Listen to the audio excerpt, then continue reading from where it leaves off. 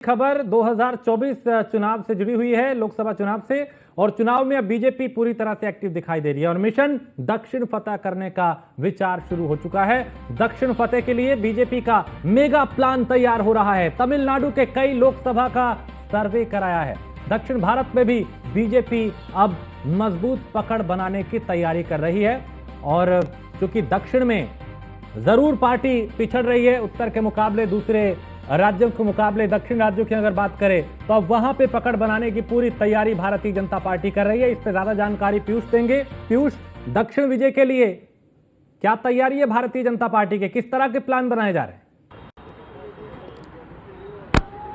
देखिए, अगर हम बात करें तो आमतौर पर जब भी जिक्र होता है राजनीति में तो यही कहा जाता है कि भारतीय जनता पार्टी की जो मजबूत पकड़ है वो देश के अलग अलग इलाकों में तो है, लेकिन थोड़ा बहुत जो कमज़ोर पकड़ है वो कहीं ना कहीं दक्षिण भारत के राज्यों में है। और कहीं ना कहीं भारतीय जनता पार्टी भी इस बात को बखूबी जानती है। हालांकि बीजेपी ने जिस तरीके से तैयारी की, जिस तरीके से बीजेपी ने रणनीति बनाई, बीजेपी के वोट बैंक में यानी कि वोट शेयर में तो बढ़ोतरी हुई, लेकिन बीजेपी उतनी सीटें लाने में कहीं ना कहीं नाकामयाब साबित हुई जितनी सीटें आमतौर पर तमाम विपक्षी दलों को वहाँ दक्षिण भारत से प्राप्त होती है। भारतीय जनता पार्टी की यही कोशिश है कि एक बार तमाम जो लोकसभा है दक्षिण भारत के, उनका सर्वे कराया जा सके। और बीजेपी ने कई लोकसभा का सर्वे करा भी लिया है, लोकसभा क्षेत्र का। और सबसे खास बात है कि इस दौरान बीजेपी की यही कोशिश है कि तमाम जो बड़े चेहरे हैं, जो दिग्गज चेहरे हैं, उनकी जनसभाएं, उनकी रैलियां इस बीच में कराई जा सके, ताकि जो सीधा असर है वो जनता के बीच में जाए कि बीजेपी दक्षिण भारत पर खासा फोकस कर रही है, या जो केंद्र सरकार की जो योजनाएं हैं वो दक्षिण भारत तक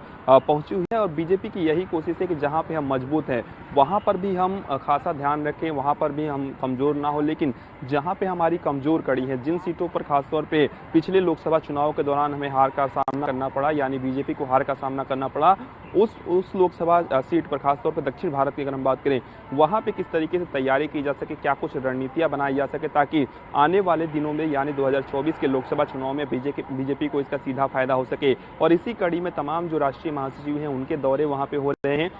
इसके साथ ही जो रिपोर्ट है वो मांगी जा रही है, आखिर क्या वजह है कि वहाँ पे बीजेपी का जो जनाधार है वो कम है। हालांकि पहले से बेहतर दक्षिण भारत में भारतीय जनता पार्टी प्रदर्शन कर रही है, इसको और भी बेहतर करने के लिए तमाम कवायद चल रही है। और ये भी बताया जा रहा है कि शीर्ष नेतृत्व ने सीधा ये निर्देश दिया है बीजेपी के तमाम कार्यकर्ताओं और नेताओं को, खासतौर पर दक्षिण भारत के, कि वो जनता के बीच में रहें, बूथ लेवल के कार्यकर्ताओं को मजबूत किया जाए, सशक्त किया जाए, और कहीं ना कहीं केंद्र सरकार की योजनाओं को उनको बताया जाए।